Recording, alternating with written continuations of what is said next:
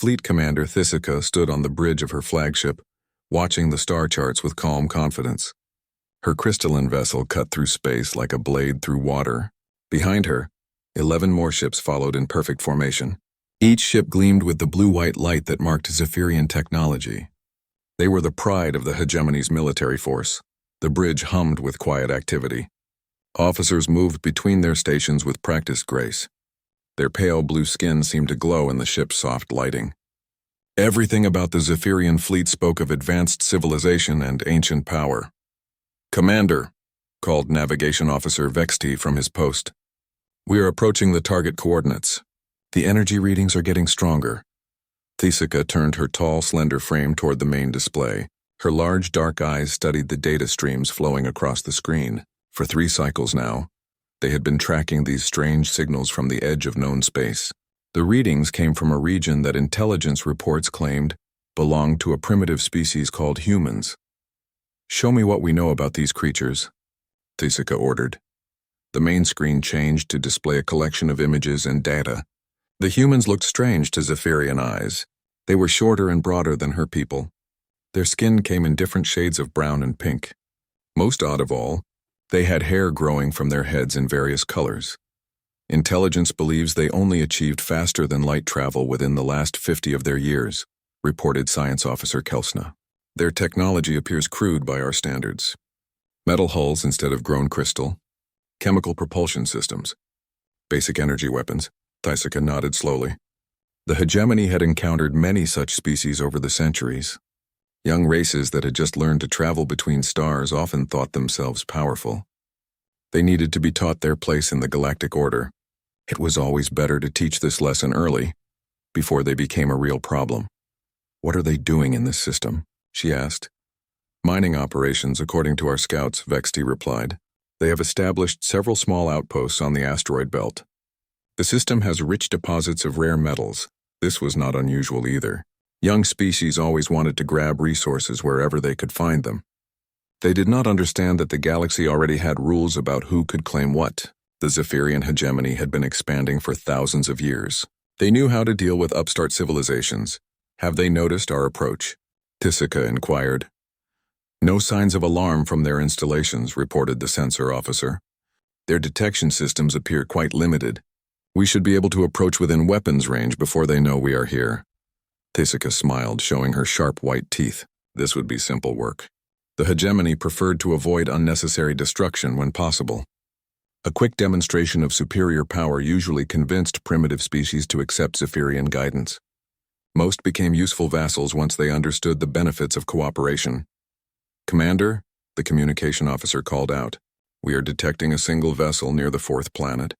It appears to be alone. Show me." The screen shifted to display a distant image of the human ship. Even at this range, it looked different from Zephyrian vessels. Where their ships flowed like living things, the human craft appeared blocky and angular. Dark metal plating covered its hull. Strange projections stuck out at odd angles. "How large is it?" Thisica asked. "Difficult to determine exactly," the sensor officer replied. "Their hull material seems to interfere with our scans. Initial readings suggest it is smaller than our cruisers but larger than their typical scouts." Thisica studied the primitive vessel with interest. It did not look particularly threatening. No elegant curves or flowing lines that spoke of advanced engineering. Just a crude box of metal floating in space. "Are there other human ships in the system?" she inquired. "Long-range sensors detect several small craft near the mining stations," came the reply. "Nothing that appears to be military vessels. This lone ship seems to be their only warship in the area." Perfect. Thisica had hoped for exactly this situation. A single enemy vessel would make an ideal target for demonstration. She could disable it quickly, capture the crew, and send them back to their people with a message about Zephyrian power. The mining stations would surrender without a fight once they saw what happened to their protector. "Set course for the human vessel," she commanded. "Reduce speed to quarter impulse. I want them to see us coming." The fleet changed direction with smooth precision. 12 crystalline ships turned toward their target like hunting predators. Thisica felt the familiar excitement that came before battle. Not that this would be much of a battle. The humans probably did not even have weapons that could scratch Zephyrian hull crystal. Prepare standard first contact protocols, she ordered. We will offer them the chance to surrender peacefully. If they refuse, we will disable their ship and take prisoners. Her officers moved to carry out the orders. Thisica had done this many times before. Young species always reacted the same way when they first encountered the hegemony. First came disbelief, then fear. Finally, acceptance of their new place in the galactic order. The human ship grew larger on the screen as they approached. Thisica could see more details now. The vessel did indeed look primitive. Crude welding marks showed where metal plates had been joined together. Strange antenna arrays sprouted from its surface. It reminded her of the early spacecraft her own people had built thousands of years ago. They still show no signs of detecting our approach, reported the sensor officer. Their ship appears to be running on minimal power. Weapons status? Thisica asked. All systems ready, Commander. Our particle beams can disable their engines without destroying the vessel. Their primitive armor will not provide meaningful protection. Thisica nodded with satisfaction. Everything was proceeding exactly as planned. Soon this system would belong to the hegemony. The humans would learn their place. Their resources would fuel Zephyrian expansion. And their technology, primitive as it was, might provide some interesting insights into early spaceflight development. Open communication channels, she ordered. Standard subjugation frequency. Channels open, Commander. Thisica straightened her tall frame and composed her features into an expression of authority. Her image would be transmitted to the human vessel along with her words. First impressions mattered when dealing with primitive species. Unknown human vessel, she began in the common galactic language. You are in violation of Zephyrian territorial claims. This system now falls under hegemony protection. Surrender your vessel immediately and prepare to be boarded. Comply and you will be treated according to the laws of civilized warfare. Resist and face the consequences. She cut the transmission and waited. The human response would tell her much about their species. Some young races surrendered immediately when faced with superior force. Others made foolish attempts at resistance before accepting reality. A few even tried to negotiate, not understanding that the hegemony did not bargain with primitives. Response incoming. Commander, the communication officer reported. Put it on the main screen. The display shifted to show the interior of the human ship. Thisica found herself looking at one of the strange creatures she had studied in the intelligence reports. The human appeared to be male, with dark skin and short black hair. He wore what looked like a military uniform of some kind. When he spoke, his voice was calm and measured, surprisingly so for a primitive who had just received a surrender demand from a superior force. Zephyrian vessel, this is Captain Rodriguez of the UES Defiance. We appreciate your communication, but I'm afraid there's been a misunderstanding. Captain Rodriguez continued speaking from the human vessel's bridge. His calm tone seemed completely at odds with his situation. Thisica found this puzzling. Most primitive species showed fear or anger when confronted by superior force. This human acted as if he were discussing the weather. We have no territorial disputes with your people, Rodriguez said. This system was claimed under standard galactic salvage rights after we found it uninhabited. Our mining operations are completely legal under interstellar law. We would be happy to discuss any concerns through proper diplomatic channels. Thisica felt her jaw tighten. The human was actually trying to lecture her about interstellar law, as if a primitive species that had barely learned to travel between stars could understand the complexities of galactic politics. Cut transmission, she ordered. Then she turned to her officers. Analysis? Science Officer Kelsna consulted her readings. The human appears to believe his legal claims have validity. His species may not understand the principle of territorial acquisition by superior force. Typical primitive thinking, Thisica replied. They imagine their paper treaties matter when faced with real power. She looked back at the screen showing the human vessel. It still appeared crude and unthreatening. Yet something about the captain's confidence bothered her. Most species showed some sign of concern when 12 advanced warships appeared on their doorstep. This human acted as if he held all the advantages. Open channels again, she commanded. Perhaps a clearer explanation will help them understand. Rodriguez appeared on the screen once more. His expression remained perfectly neutral. Behind him, Thisica could see other humans moving about their bridge. They all seemed remarkably calm for people facing overwhelming odds. Captain Rodriguez, Thisica began, allowing a note of steel to enter her voice. I believe you misunderstand the situation. The Zephyrian hegemony does not recognize salvage claims by primitive species. Your presence here violates our territorial expansion protocols. Surrender your vessel now, or we will be forced to take it by military action. Rodriguez tilted his head slightly as if considering her words. I see. And how many ships did you bring to enforce this territorial claim? The question caught Thisica off guard. Why would the human ask about her fleet strength? Surely their sensors could detect the 12 Zephyrian vessels approaching, unless their technology was even more primitive than intelligence suggested. We have brought sufficient force to deal with any resistance, she replied carefully. I'm sure you have, Rodriguez said. His tone remained maddeningly polite. Before we continue this discussion, would you mind if I asked a question? Are you familiar with human military doctrine? Now Thisica was truly puzzled. Why would a captain facing certain defeat want to discuss military theory? Your species has barely achieved spaceflight. What military doctrine could you possibly possess that would interest the hegemony? Rodriguez smiled. It was not a pleasant expression. We have a saying, Commander.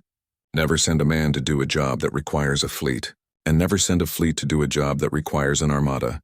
Your primitive wisdom means nothing here, Thisica snapped.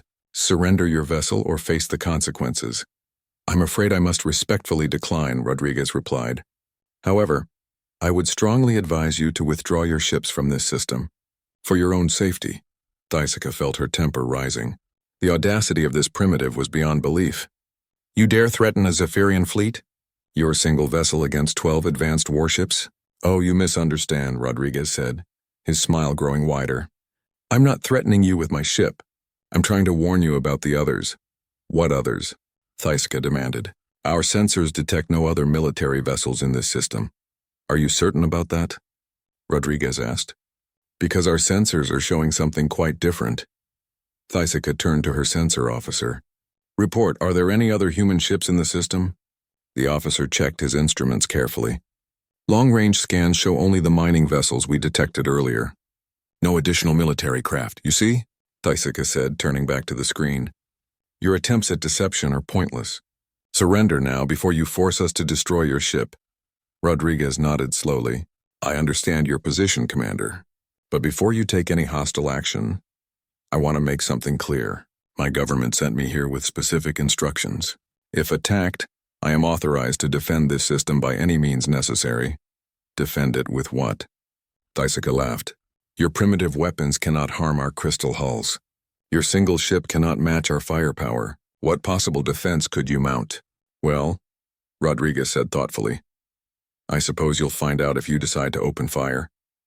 Something in his tone made Thisica pause. There was still no fear in the human's voice, no desperation, no last-minute pleading for mercy. He spoke like someone who held a winning hand in a game of chance.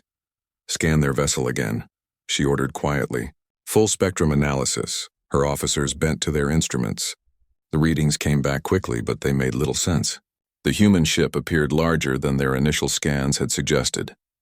The energy output seemed higher as well, and there were strange gaps in the sensor data, as if parts of the vessel were somehow invisible to their instruments. Commander, the sensor officer reported uncertainly, I'm getting some unusual readings. The human ship appears to be running much cooler than expected. Most of its hull is barely registering on thermal sensors. What does that mean? Thisica asked. I'm not certain. It could indicate advanced cooling systems, or perhaps their ship is running on minimal power to avoid detection. Thisica studied the human vessel more carefully. Now that she looked closely, something about its design bothered her. The crude metal plating she had noticed before seemed oddly thick, and those strange projections she had dismissed as primitive engineering mistakes might actually serve some purpose. Captain Rodriguez, she said, opening communications again. What class of vessel are you commanding? The Defiance is a standard patrol cruiser, he replied. Nothing special, really. We have several dozen ships of this class. Several dozen? Thisica felt a chill run down her spine. If the humans had dozens of military vessels, why was intelligence reporting them as barely space-capable? Oh yes, Rodriguez continued conversationally. Though I should mention, this is one of our older designs. We've made significant improvements in recent years, but the Defiance has been quite reliable. She's seen action in 17 different systems. 17 systems? Thysika's mind raced. For a supposedly primitive species to have conducted military operations in 17 star systems suggested either extensive territorial holdings or aggressive expansion. Either possibility matched intelligence reports. "You claim to have fought in 17 systems?" she asked. "Fought might be too strong a word," Rodriguez replied. "Mostly we just had to show up. Most conflicts end quickly once people see what human warships can do." The human's casual confidence was starting to genuinely worry Thysika. Either he was an excellent actor, or he knew something she did not. And intelligence failures could be fatal in military operations. "Weapons officer," she said quietly. "Prepare to fire a warning shot across their bow. Low power only. Let's see how they react." "Yes, Commander." Particle beam charging to 10% power. Thysika watched the human captain carefully. If his ship's sensors were as primitive as reported, he might not even detect their weapons charging. But if they were more advanced than expected, his reaction would tell her everything she needed to know. Rodriguez's expression never changed. But behind him, one of his officers leaned over and whispered something in his ear. The captain nodded slightly, then looked directly into the camera. "Commander Thysika," he said, and she started in surprise. How did he know her name? "I notice you're charging weapons. Are you certain that's wise?" The chill Thysika had felt earlier now became a cold knot in her stomach. How could a primitive vessel detect their weapon systems charging? And how did they know her identity? "Full sensor sweep," she ordered urgently. "I want to know everything about that ship. And scan the entire system again. Look for anything we might have missed." Her officers worked frantically at their stations, but the readings that came back only deepened the mystery. The human ship was definitely larger than first detected. Its energy output continued to climb, and there were still those strange sensor shadows that made no sense. "Commander," the communication officer said nervously, "the human is trying to send us something. It appears to be a text message." "Put it on screen." Simple words appeared on the display. "Last chance to withdraw peacefully. We really don't want to hurt anyone today." Thysika stared at the message in disbelief. A primitive species was actually warning a Zephyrian fleet to retreat. The sheer audacity was staggering. But beneath her anger, a small voice of caution was beginning to whisper warnings. What if intelligence had been wrong about human capabilities? What if there were things about this species that the hegemony did not understand? Looking at the crude human vessel on her screen, Thysika made a decision that would change everything. Thysika straightened her shoulders and made her choice. The Zephyrian hegemony had not built an empire by backing down from primitive species making empty threats. Whatever tricks this human captain thought he was playing, it was time to end this charade. "All ships prepare for combat operations," she announced across the fleet communication channel. "Target the human vessel's engine systems. Minimum power to disable, not destroy. We want prisoners for interrogation." The acknowledgments came back quickly from her 11 escort vessels. Weapon systems across the entire fleet began charging to combat readiness. The familiar hum of power building filled the bridge. "Weapons at 50% charge," reported her tactical officer. "Ready to fire on your command." Thysika looked at the screen showing Captain Rodriguez one last time. "Final warning, Captain. Surrender your vessel or we will take it by force." Rodriguez sighed and shook his head. "I really hoped it wouldn't come to this." He turned to someone off camera. "Commander Harrison, please inform the fleet that we have a hostile contact." Authorization code Omega-7. "Fleet? What fleet?"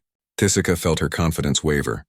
But her sensor officers had confirmed there were no other human military vessels in the system. The captain was bluffing, trying to buy time or create confusion. "Fire warning shot," she ordered. 50 meters off their starboard bow.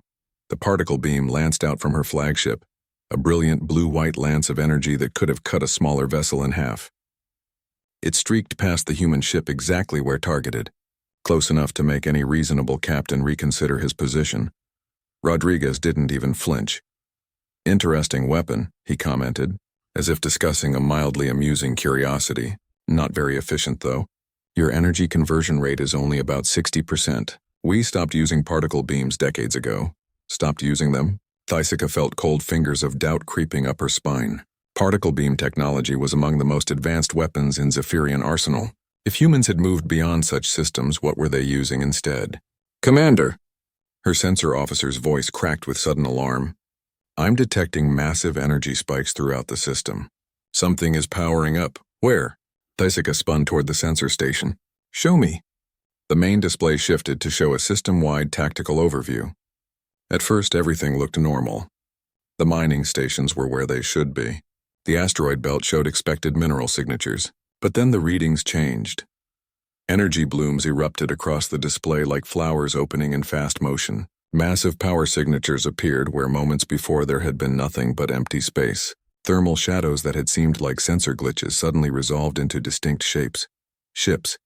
Enormous ships, far larger than anything in the Zephyrian fleet. How many? Thysica whispered. I count 15. No, 20. Still climbing. The sensor officer's voice was barely steady. Commander, these readings can't be right. Some of these vessels are showing energy outputs beyond our measurement capacity. On the screen, Rodriguez smiled sadly. I tried to warn you, Commander. My ship isn't alone. She's just the smallest vessel in the formation. As if responding to his words, the human ships began dropping their stealth systems. What Thysica had taken for a crude, angular design on Rodriguez's vessel now revealed its true purpose. The thick armor plating wasn't primitive construction. It was sophisticated stealth technology that could fool even advanced Zephyrian sensors. The ship she had dismissed as a crude box was growing before her eyes. Sections of what she had thought were armor plating retracted to reveal hidden systems underneath. Weapon ports opened along the hull like the eyes of some awakening beast. The vessel that had appeared smaller than her own cruisers was actually a massive dreadnought that dwarfed her entire fleet. Impossible, she breathed. Our sensors showed nothing. Human military doctrine, Rodriguez explained patiently, is built around a simple principle. If your enemy can see you coming, you're doing it wrong.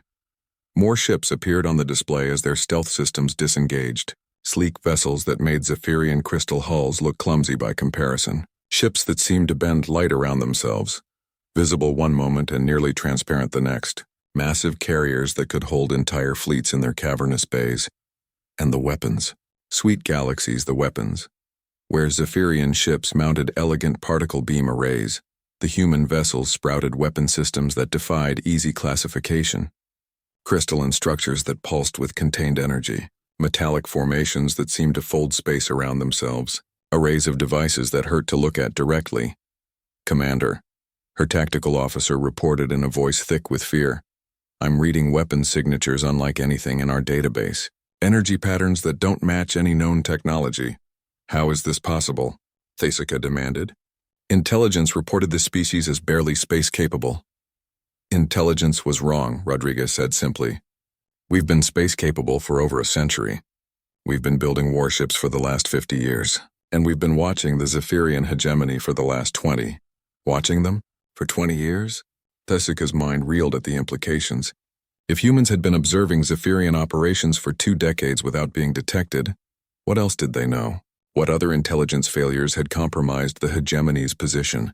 This is a trick, she said desperately. Some kind of holographic deception.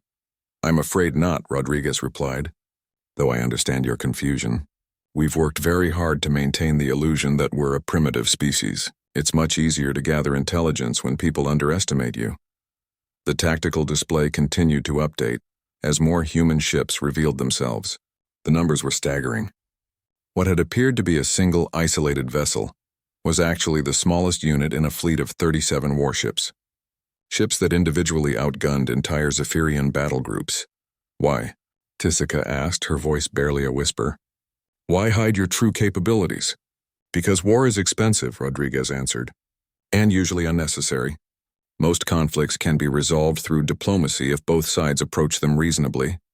But some species only understand force. We wanted to be prepared for those situations. Prepared was an understatement. The human fleet represented more firepower than Thysica had ever seen assembled in one place. If even half their weapons were as advanced as her sensors suggested, her entire fleet wouldn't last 5 minutes in a direct engagement. Commander, her communication officer interrupted. I'm receiving transmissions from multiple human vessels. They're requesting our surrender. The irony was not lost on her. Minutes ago, she had been demanding the humans surrender to superior force. Now the situation was completely reversed. What are their terms? She asked numbly. Rodriguez answered before her communication officer could respond. Standard prisoner of war protocols. Medical care for wounded, Safe passage home for survivors. All we ask in return is that you carry a message to your government. What message? That humanity is open to diplomatic relations with the Zephyrian hegemony. We have no territorial ambitions beyond our current borders. We seek trade partnerships and cultural exchange. But we will defend ourselves against unprovoked aggression. Thysica looked at the tactical display showing 37 human warships surrounding her fleet, each one capable of destroying her entire force single-handedly. Yet they were offering mercy to an attacking force. The concept was almost incomprehensible.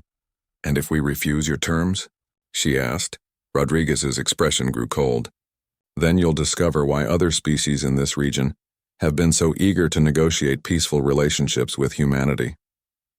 Other species? How many races had already encountered human military power? How far had their influence spread while the hegemony remained ignorant of their true capabilities? "Commander," her sensor officer called urgently. "The human weapons are charging. All ships showing combat readiness." On the display, energy readings from the human fleet spiked dramatically. Whatever weapon systems they mounted, they were far beyond anything Zephyrian technology could match. The power output from a single human dreadnought exceeded that of her entire fleet. "Time to choose, Commander," Rodriguez said quietly. "Surrender and live to carry our message home. Or discover what human weapons can do to crystal hulls." Thysica looked around her bridge. Her officers watched her with desperate hope in their eyes. They had families, aspirations, futures that hung on her next decision. The pride of the hegemony seemed suddenly less important than the lives under her command. But before she could speak, her sensor officer made an announcement that changed everything. "Commander, I'm detecting additional energy signatures. More human ships decloaking at the edge of the system." The tactical display updated again. What they had thought was the entire human fleet was merely the first wave. Ships the size of small space stations were appearing throughout the system. Mobile fortresses that made the previous vessels look like escort craft. Rodriguez noticed her expression and nodded sympathetically. "The Defiance and her escorts are just a patrol group, Commander. I thought you should see what you're really dealing with before making your final decision." Thysica stared at the impossible display before her.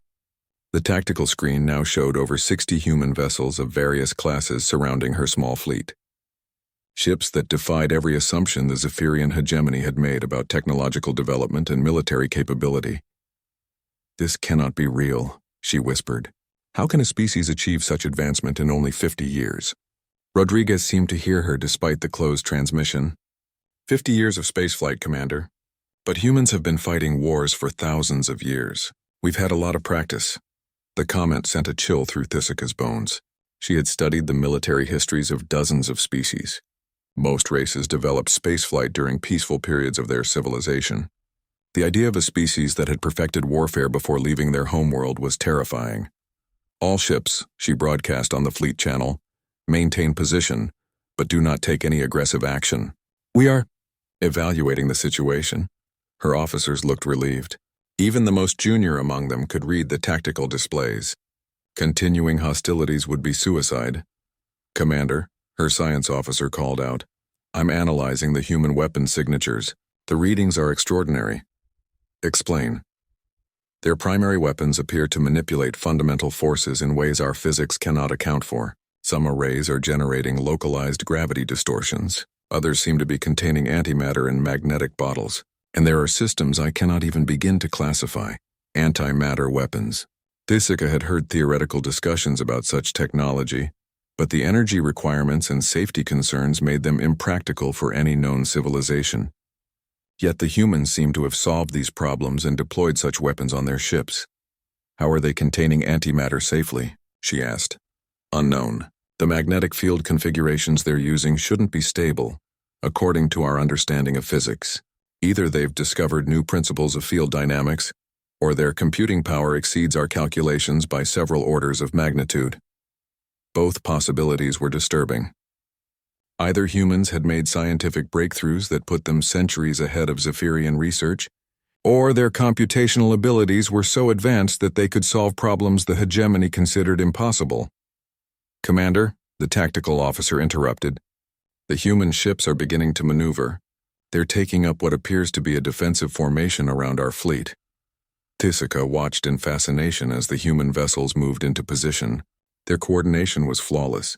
Ships that massed millions of tons moved with the precision of dancers. No communication delays, no positioning errors, no wasted motion. How are they coordinating so perfectly? She asked. I'm detecting quantum communication bursts between their vessels, the communication officer reported. Instantaneous data transfer across the entire fleet. Their ships are essentially operating as a single organism. Quantum communication, another technology that existed in Zephyrian theory, but had proven impossible to implement practically. The humans were using it for routine fleet operations. Commander Rodriguez. Thaisika opened communications again. Your fleet coordination is remarkable. How do you achieve such precision? Practice, Rodriguez replied simply. Human military doctrine emphasizes adaptability and cooperation. We've found that ships working together can accomplish far more than individual vessels operating alone. As he spoke, Thaisika noticed something else extraordinary. The human fleet wasn't just surrounding her ships. They were actively protecting them. When her sensors detected a small asteroid drifting toward one of her cruisers, a nearby human destroyer casually nudged it aside with some kind of tractor beam. You're shielding our vessels, she observed. Of course. You're under our protection now. Human military protocol requires us to ensure the safety of all personnel in our operational area. The concept was alien to Zephyrian thinking. In hegemony military doctrine, defeated enemies were contained and controlled, not protected. The idea of actively safeguarding hostile forces during surrender negotiations was unprecedented. Why would you protect ships that attacked you? Thaisika asked.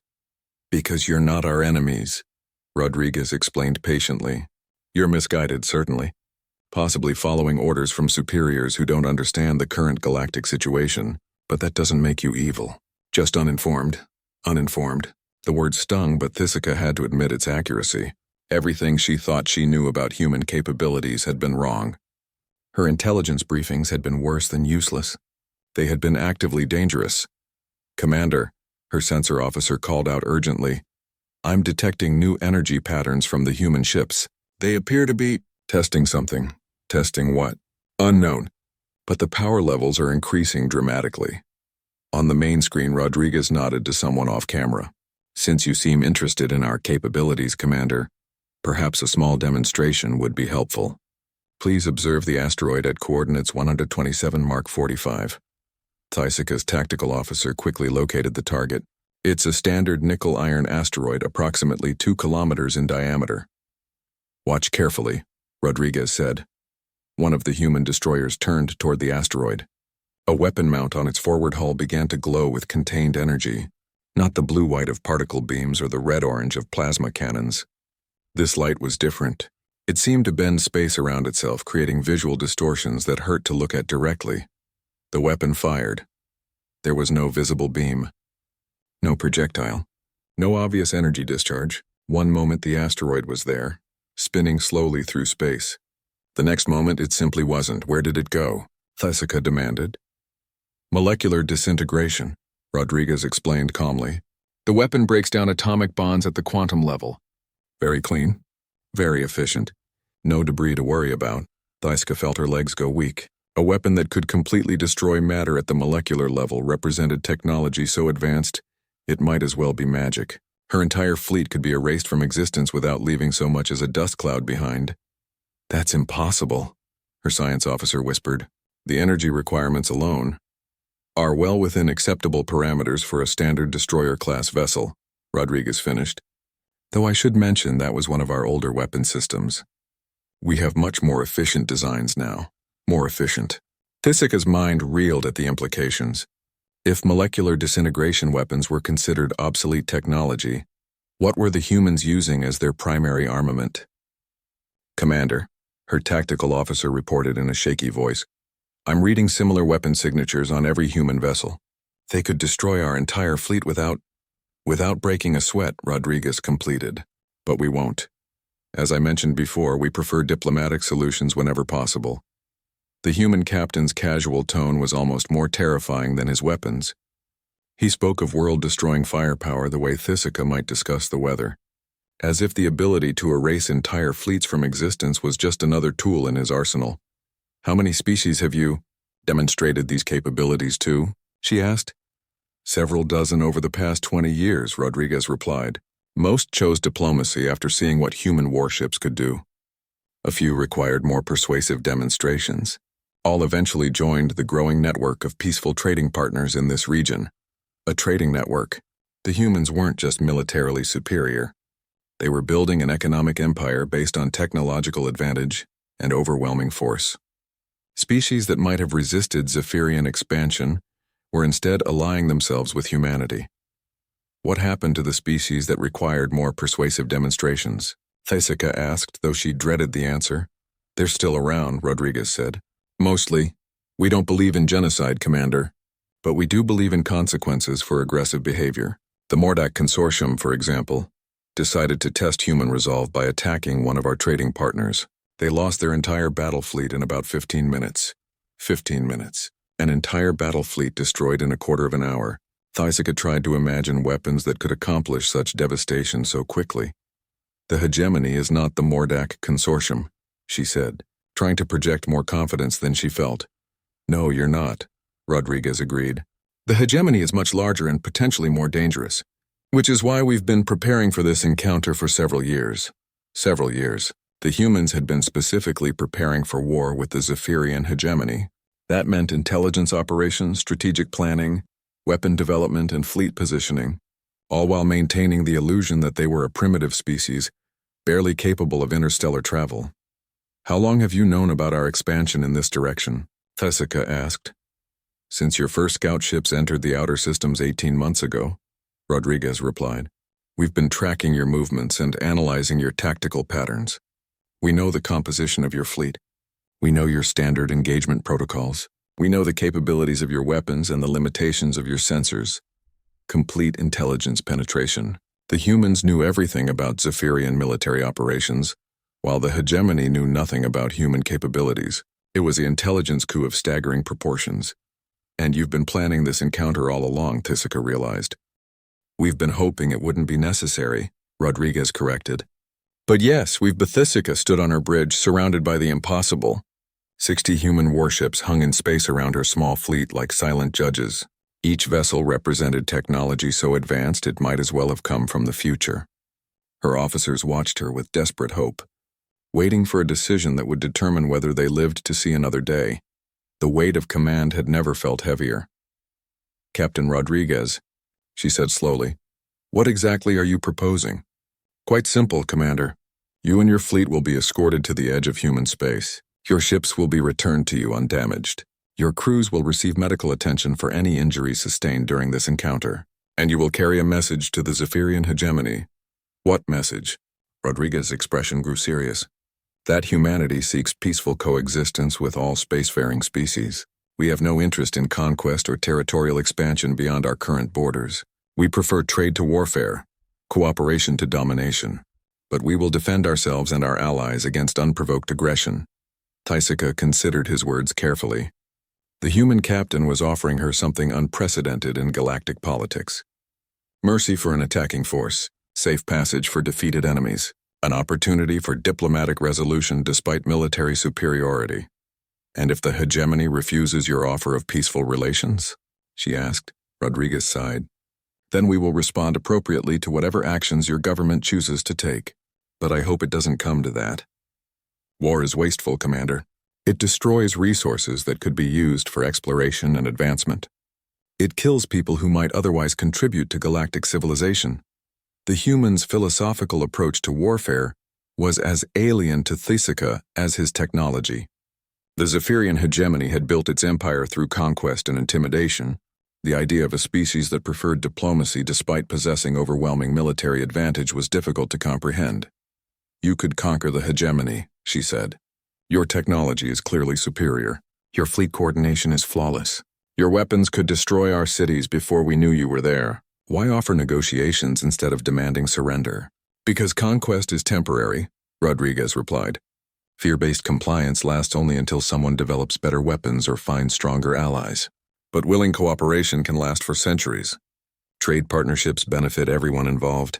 Cultural exchange advances all participants. As he spoke, Thesica realized something profound was happening. The balance of power in the galaxy had shifted permanently. Not just because of human military superiority, but because of their approach to using that power. They weren't interested in replacing the hegemony as galactic overlords. They were offering to change the entire paradigm of interstellar relations. Commander, her science officer interrupted quietly. I'm receiving detailed sensor data from the human ships. They're transmitting their technological specifications voluntarily. Why would they do that? Thisica asked. Rodriguez overheard the question. Because knowledge shared is knowledge multiplied. Some of our advances might benefit your people. Some of your discoveries might help us. Scientific cooperation produces better results than competitive secrecy. The human ships were actually sharing their technological secrets with a hostile fleet. The generosity was staggering. Any one of the transmitted specifications could advance Zephyrian science by decades. This could be a trick, her tactical officer warned. False information designed to mislead our research efforts. It's not, Rodriguez assured them, though you're welcome to verify the data through your own experiments. We've found that trust has to start somewhere. We're choosing to start with transparency. Thisica studied the information flooding her ship's computers. Propulsion systems that could cross galactic distances in weeks rather than months. Power generation methods that produced energy outputs she had thought impossible. Manufacturing techniques that could build ships in space without requiring planetary facilities. All of it freely shared with people who had come here to conquer them. Why? She asked simply. Because isolation leads to stagnation, Rodriguez explained. Every species sees the universe from a different perspective. Every culture develops unique solutions to common problems. When we share those perspectives and solutions, everyone benefits. The communication officer looked up from her station with wonder in her eyes. Commander, they're also transmitting cultural data. Art, music, literature, philosophy. An entire library of human civilization. And we would welcome similar exchanges from the Zephyrian hegemony, Rodriguez added. Your people have thousands of years of history and development. We could learn much from your experiences. Thisica felt something she had never experienced in her military career. Hope for a future that didn't involve conquest and subjugation. A galaxy where species could interact as equals rather than as predators and prey. What about our territorial claims? She asked. The hegemony has invested significant resources in expansion. Keep them, Rodriguez said simply. We have no interest in most of the territory the hegemony currently controls. Our expansion is focused on uninhabited systems suitable for human colonization. There's more than enough space in the galaxy for everyone. More than enough space. The concept challenged fundamental assumptions about resource scarcity that had driven Zephyrian expansion for centuries. But if human technology could make previously uninhabitable systems livable, then competition for prime real estate became unnecessary. Commander, her engineer called out excitedly, they're showing us how to improve our crystal hull manufacturing. The techniques could increase structural integrity by 300%, while reducing mass by half. And their medical technology, added the ship's doctor. They've solved cellular regeneration problems that have puzzled our scientists for generations. The generosity continued to overwhelm Thisica's understanding. These humans were sharing advances that could revolutionize Zephyrian civilization. All they asked in return was peaceful coexistence. There has to be a catch, she said. Some hidden cost or secret condition. Rodriguez shook his head. No catch, Commander. But there is a condition. These gifts come with a responsibility. Use them wisely. Share them with others when appropriate. Help build a galactic community based on cooperation rather than domination. A galactic community. The phrase reframed everything Thisica thought she understood about interstellar politics. Instead of competing empires struggling for resources and territory, the humans envisioned a cooperative network of species working together for mutual benefit. The Hegemony Council will never accept this, she said. They've built their entire power structure on military supremacy and territorial control. Then they'll be left behind, Rodriguez replied sadly. We've made similar offers to dozens of species. Most have chosen cooperation. A few have chosen isolation. None have chosen continued aggression after seeing what human defensive capabilities can accomplish. The implication was clear. The Zephyrian hegemony could join the emerging galactic community or find itself increasingly irrelevant as other species formed alliances and trade, partnerships with humanity. What about species that refuse both cooperation and isolation? Thisica asked. What happens to persistent aggressors? Rodriguez's expression grew cold. They discover why the Mordak Consortium no longer has a space navy, why the Krex Dominion's last 3 invasion fleets never returned home, why the Vorthan Empire's expansion suddenly stopped at the edge of human space. The message was delivered quietly, but its implications were thunderous. Humanity would tolerate isolation and even initial hostility, but persistent aggression would be met with overwhelming force. How many species have learned this lesson? Thisika asked. Fewer each year, Rodriguez replied. Word travels fast in diplomatic circles. Most governments now prefer negotiation to military confrontation. Thisika looked around her bridge one final time. Her officers watched her with a mixture of hope and fear. The decision she made in the next few minutes would determine not just their immediate fate, but possibly the future of the entire hegemony. Captain Rodriguez, she said formally, the Zephyrian 12th Fleet accepts your terms. We will carry your message to the Hegemony Council and recommend immediate diplomatic contact. Relief flooded Rodriguez's features. Thank you, Commander. I believe this decision will benefit both our peoples. There's one more thing, Thisika added. A personal question. Why did you warn us? You could have destroyed my fleet before we knew you were there. Why give us the chance to surrender? Rodriguez was quiet for a moment before answering. Because every life has value, Commander. Every person lost in unnecessary conflict represents knowledge, experiences, and relationships that can never be recovered. We believe the galaxy is diminished every time someone dies who didn't have to. As human escort ships took position around her fleet for the journey home, Thisika composed her report to Hegemony Command. The words came slowly, each sentence representing a fundamental shift in her understanding of galactic reality. Priority transmission to Hegemony High Command, she began. 12th Fleet contact with human forces complete. Recommendation: immediate cessation of territorial expansion in human space. Initiate diplomatic protocols at high.